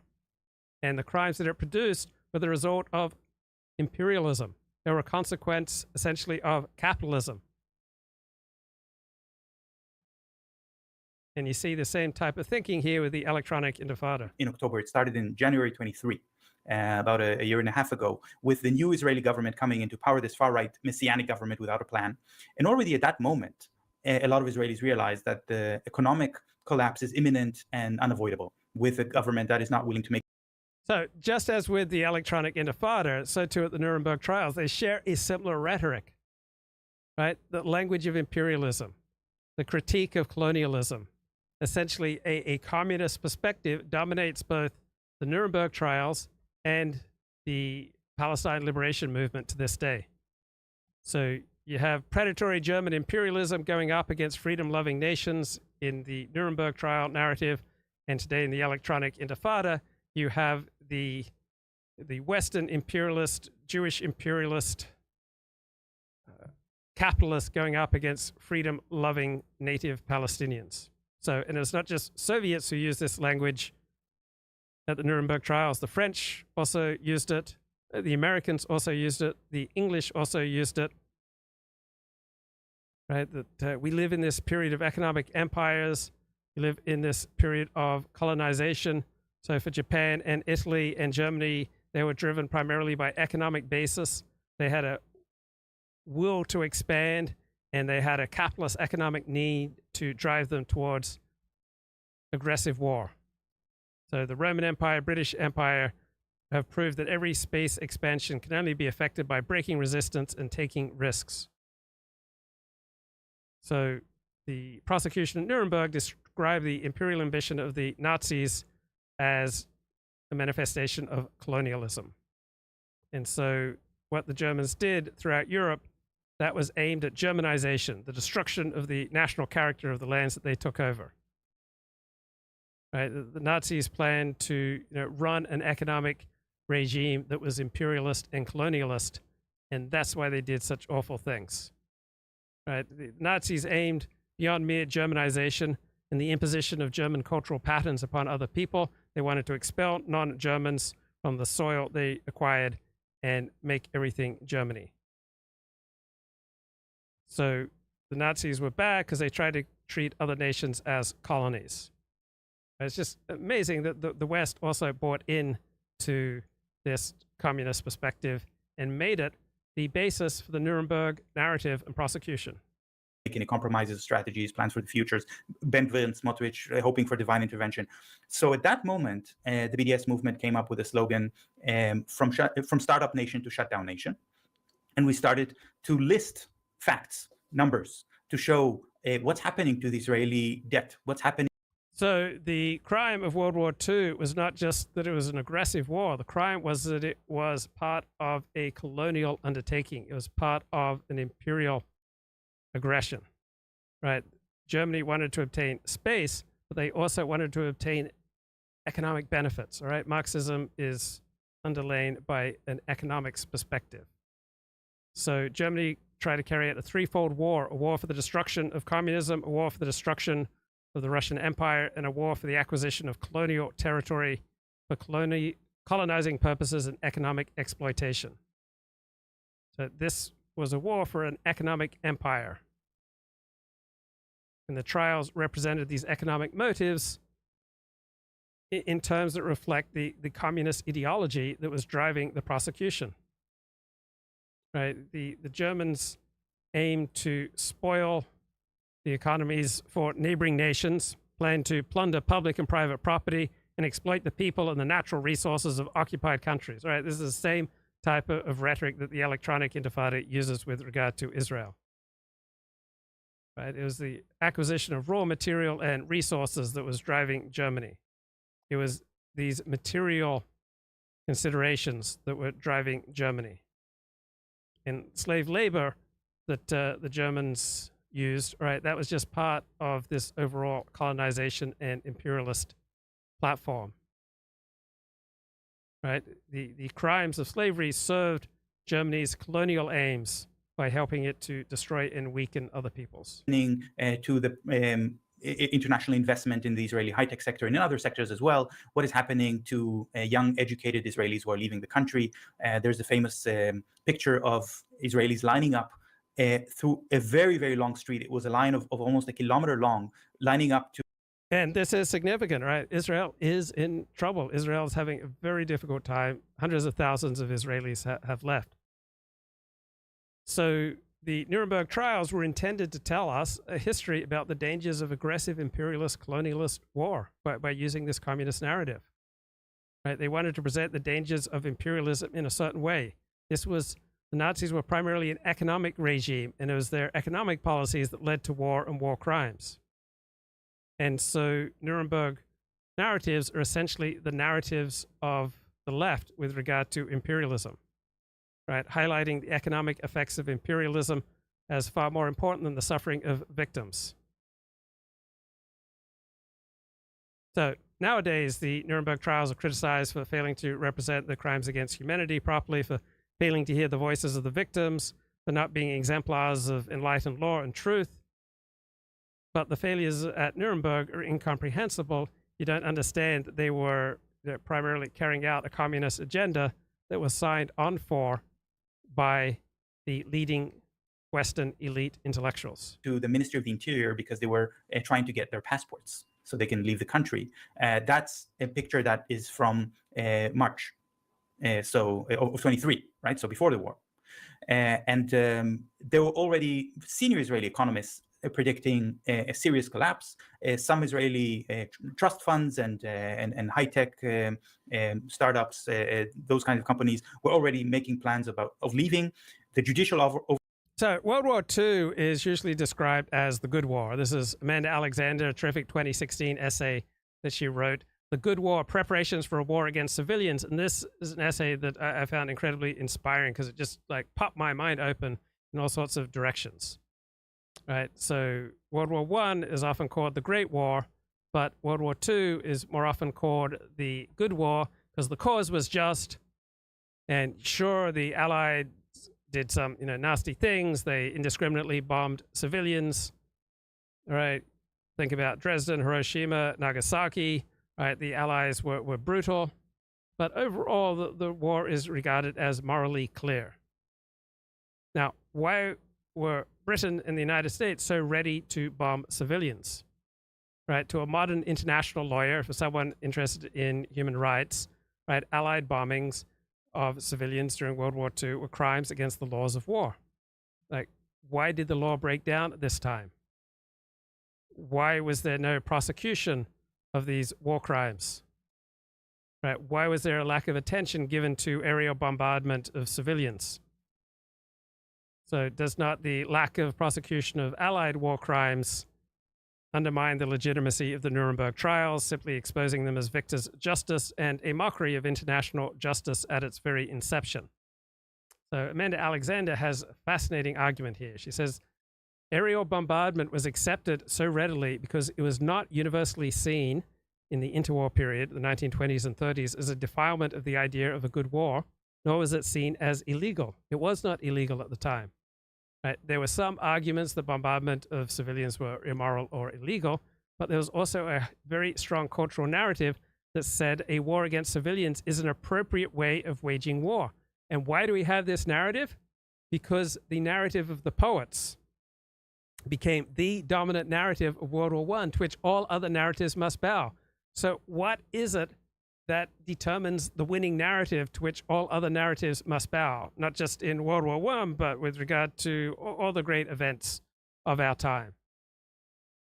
So the story of the Great War, World War I, that was established at the end of the 1920s, was essentially the narrative of the poets, and it was strongly antagonistic towards civilians and towards women. Right? The poets blamed non-combatants for sending young men to be sacrificed, while they, the civilians, remained unfairly safe from the horrors of war. And you see this same narrative in the work of the leading military strategists and the leading international lawyers of the time. Right? The international lawyers of the time were unable to develop any strong legal or moral prohibitions on the bombardment of civilians.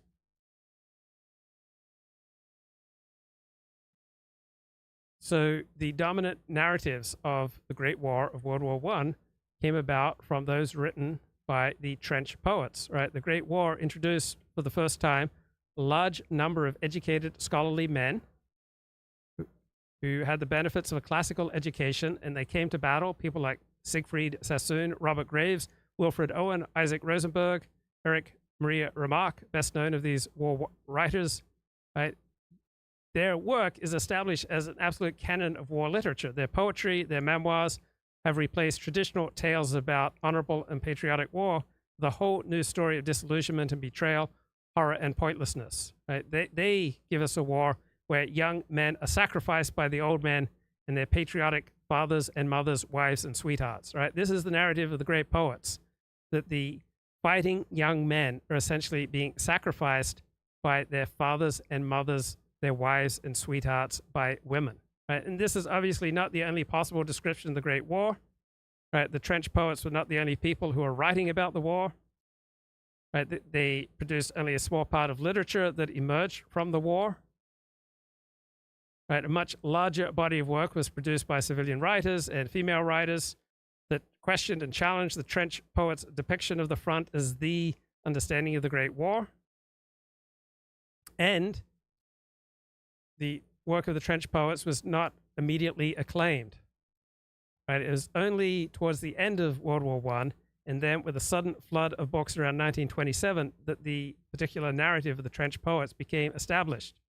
So the disillusioned trench soldier was regarded as the authentic voice of the Great War. So whenever people start talking about authenticity, become aware and alert that some con game is going on.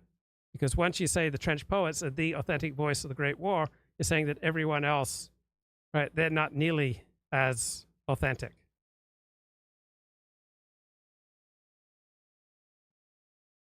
Okay, I want to take a quick break here, give you a burst of hate porn.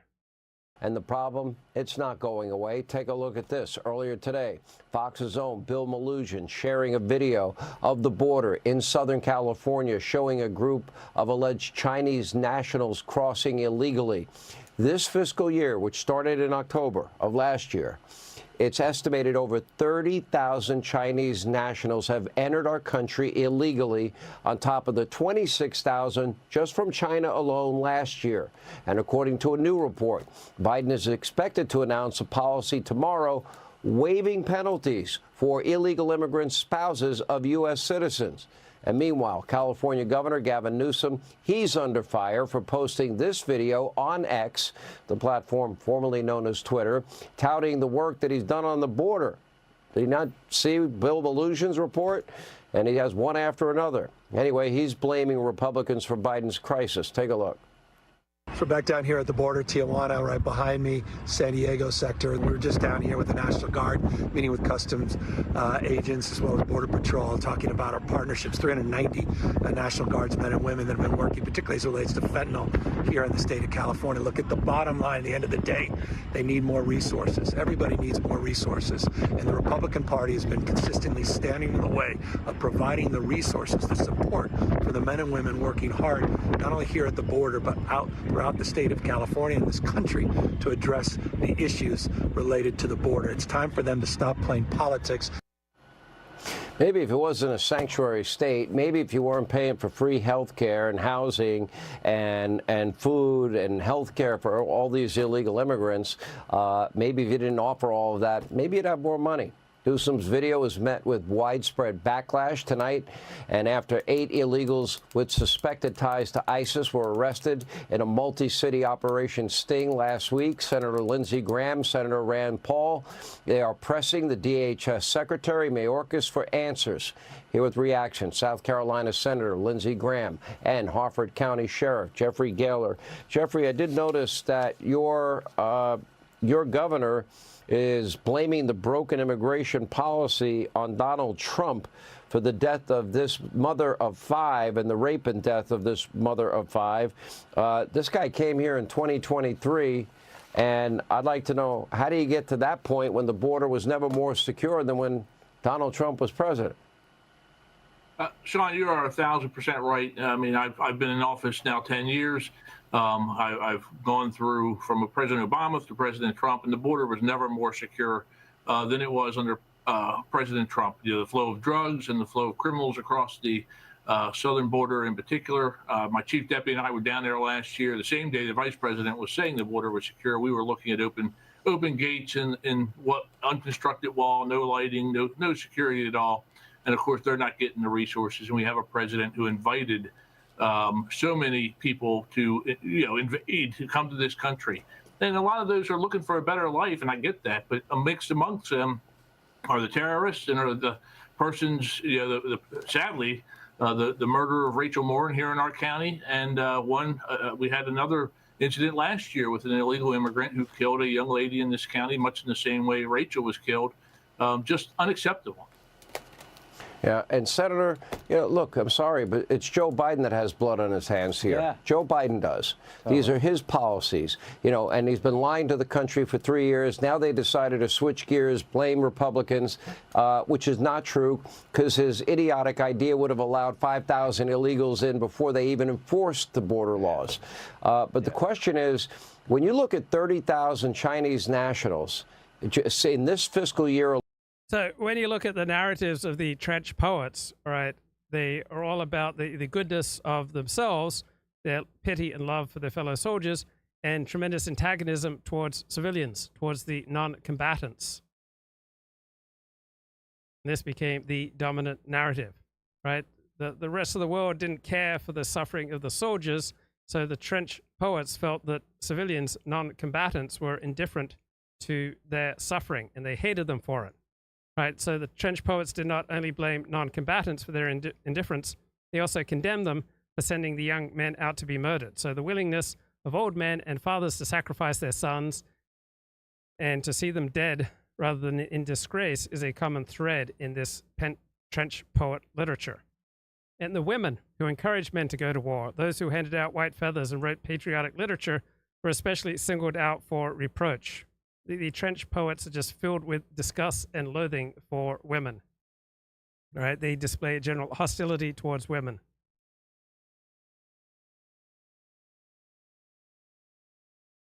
The trench poets felt that the civilians were incapable of understanding the reality of war. When the poets returned home, they could not communicate with or feel comfortable with their families.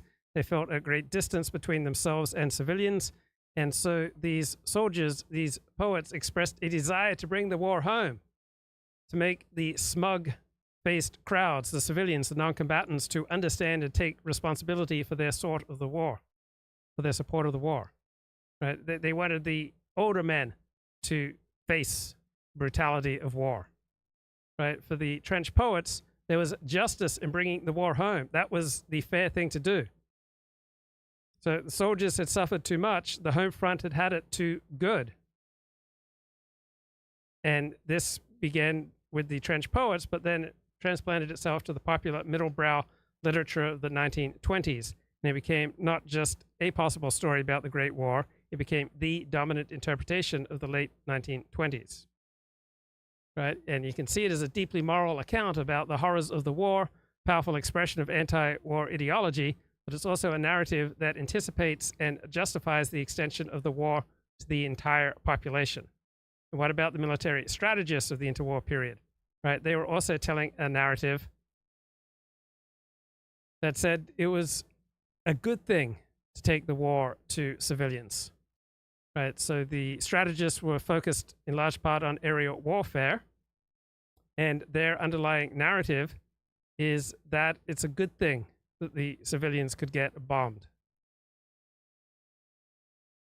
Right? The Great War just dragged on and on and on until the soldiers were exhausted.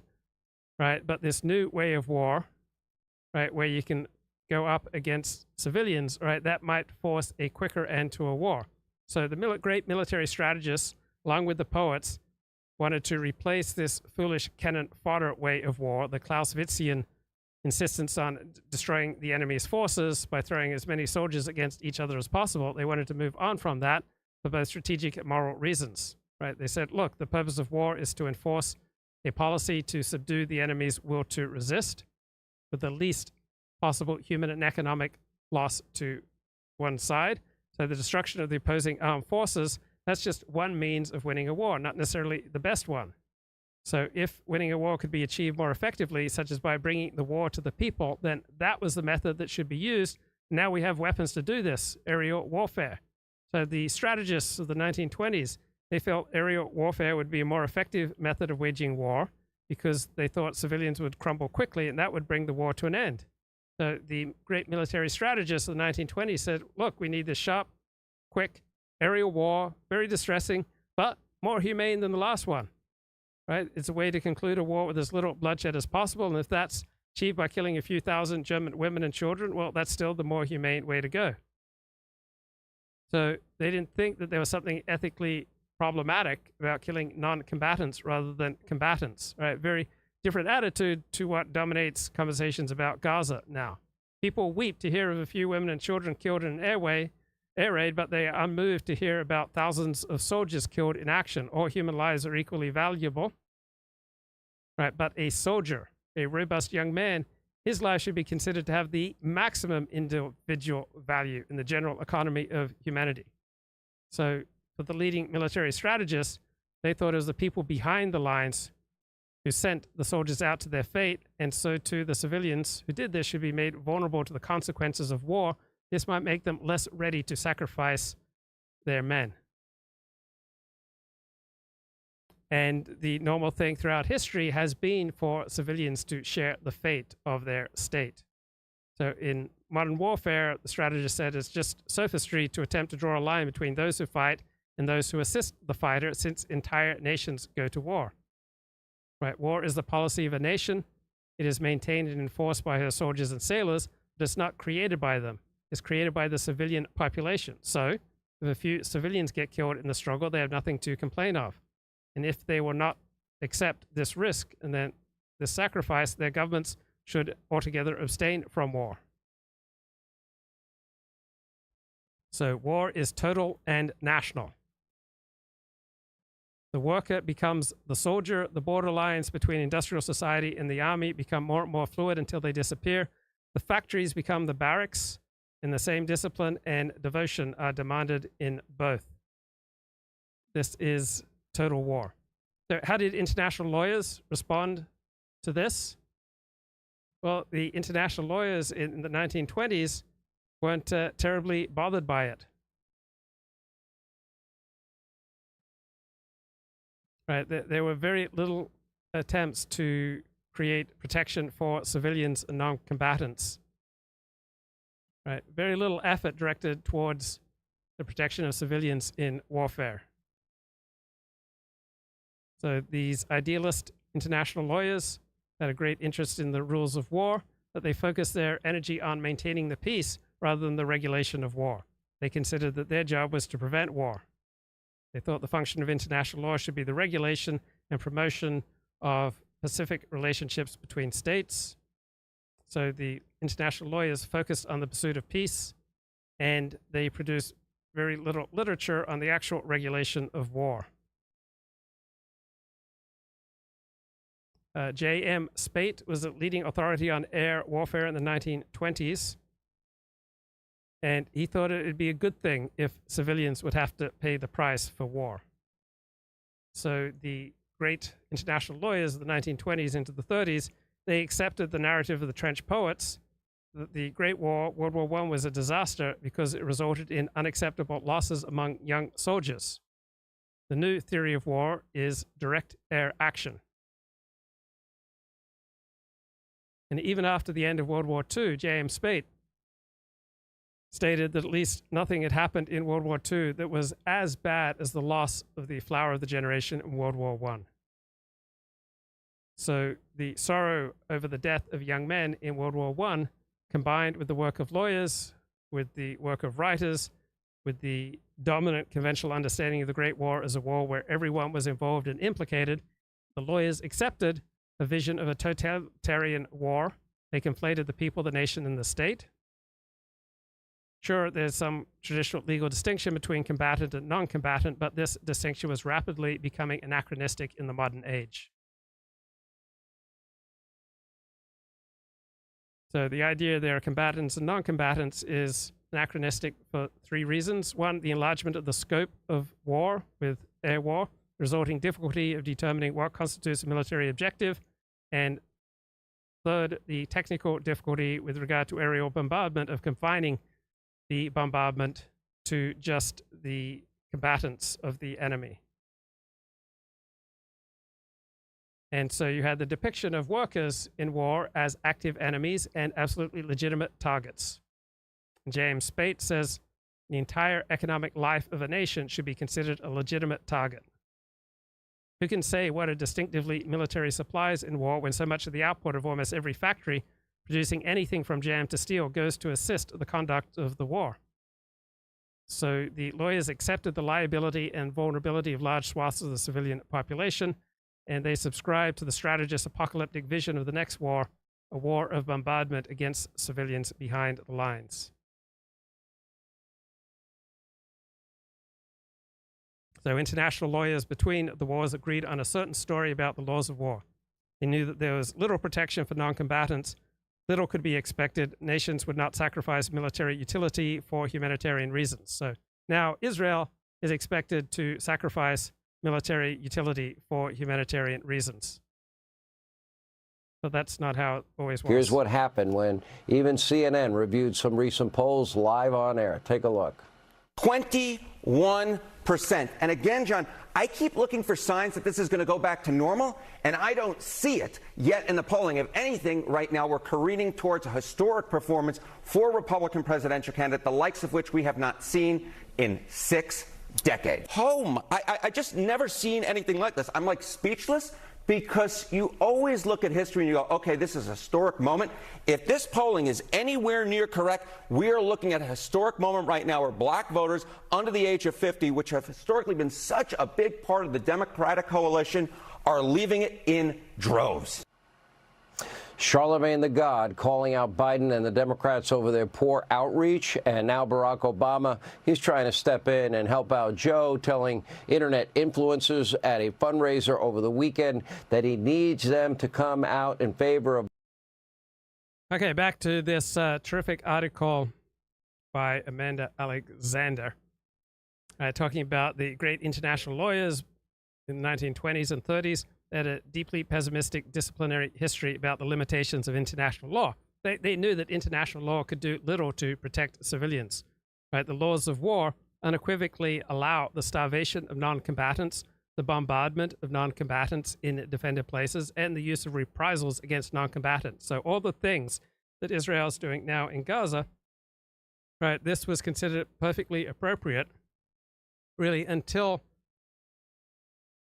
the 1970s, and then there was a growing human rights, international humanitarian movement among experts in international law starting in the late 1990s that essentially wants to circumscribe the waging of war and to put considerations of civilian welfare ahead of military objectives. But in the 1920s, lawyers saw no basis for hope of improvement for the treatment of civilians. Right? They felt any law is going to be disregarded in a war, which it will be, since there's nothing except the fear of reprisals that might stop military bent on winning a war. Lawyers understood the general weakness of their discipline. They realized that they were very much on the margins as international lawyers, that they did not have much standing. Right? There are said to be laws of war between belligerent states, but these were, for the most part, only conditional restrictions regarded lightly and evaded entirely in times of emergency. Ruthless measures of suppression were applied to the population of an invaded country. New instruments of war appeared in the form of poisonous gas. New methods of combat were resorted to in submarine attacks upon merchant vessels. More rigid application was made with regard to blockades. These and other practices reduced the supposed legal code of warfare to an empty formula. Whether on land or on sea, the rule of the strongest appeared, with few limitations to prevail. Right? This was the understanding of international lawyers with regard to the rules of law and with protecting civilian lives. And as the 1930s progressed, international events did little to change lawyers' beliefs about the inadequacy and unenforceability of the law. Right? The slightest consideration given to the protection of women and children in war has led to a spirit of despair and defeatism in the matter of enforcement of the laws of war. Right, there are presently no binding rules of law by which aerial attack or bombardment can be regulated. There's no lack of suggested rules by which this might be regulated, but there's no reason to believe that these rules will have any bite. Right, so there was essentially nothing available to lawyers in their history or in their discipline or in theoretical options available to them to protect civilians in a time of war. Right, the state, a perennial debate between codification, legal positivism, as opposed to natural law and custom, only led to confirm this cynicism. So, unlike today, the great international lawyers of the time saw little basis to protect civilians. And why was this? Because there was a strong cultural narrative that civilians should pay just as much as soldiers, because of the writing of the trench poets, which became the dominant narrative. And it was underpinned by the outlook of the military strategists. And then the international lawyers just felt completely pessimistic and hopeless about their discipline.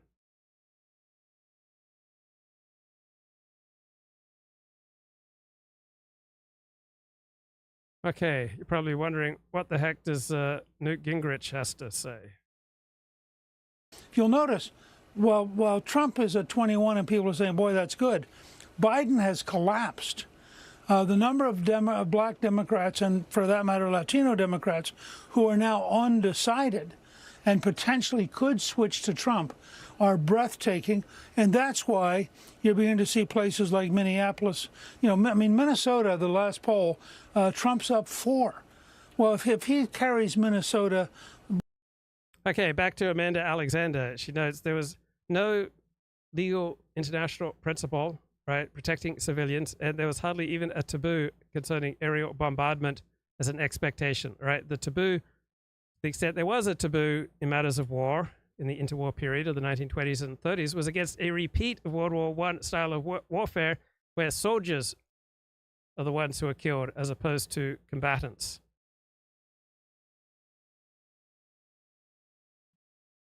So why is it at times the protection of civilians is considered the legal and ethical imperative, and other times the protection of civilians is considered dispensable? Because of what's going on in a culture, and what goes on in a culture is largely driven by narratives. So in the 1920s and 30s, it was thought the bombardment of civilians was a legitimate way to conduct war. Now the elites in this field of international humanitarian law say it's absolutely outrageous. But from the perspective of the 1920s and 30s elites, a war that targeted civilians was a legitimate, even a good war.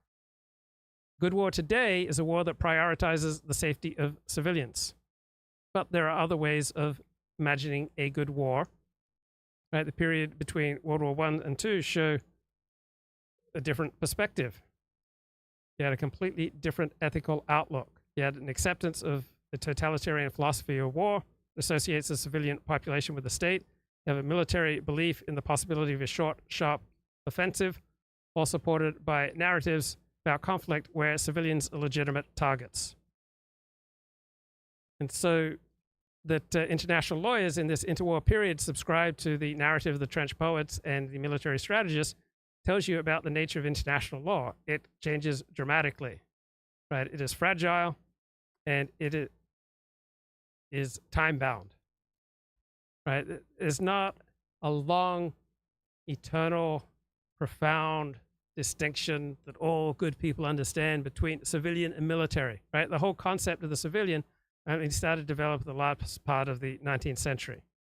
So from the perspective of the 1920s and 30s, civilians were more complicit than innocent. You can hope that some civilians, women and children, might be protected, but you understood that any such protection was severely limited. And there was little reason to believe this limited protection would be respected. So there was a great deal of optimism about the renovation of international law during the 1920s and 30s, but no optimism about the protection of civilians. And lawyers did not even try to develop such protections. Right? Even the most liberal lawyers at this time accepted the narrative that civilians must bear the fate of their state, and we must accept that war is now total and civilians will legitimately be targeted. And the lawyers understood that law could do virtually nothing to stop the depredations of a war once begun. So during many decades, just 100 years ago, the aerial bombardment of civilians is not a violation of the laws of war. There's a realization of the prevailing moral order. It's a realization of the stories that lawyers and poets and novelists and the great military strategists of the time were telling about law. When the debate's done next week, whether Biden does well or Biden does badly, the following day people go to the grocery store. and his support collapses again. I don't care how many $1 million Biden raises, his advertising can't overcome the. Okay, and that's the end of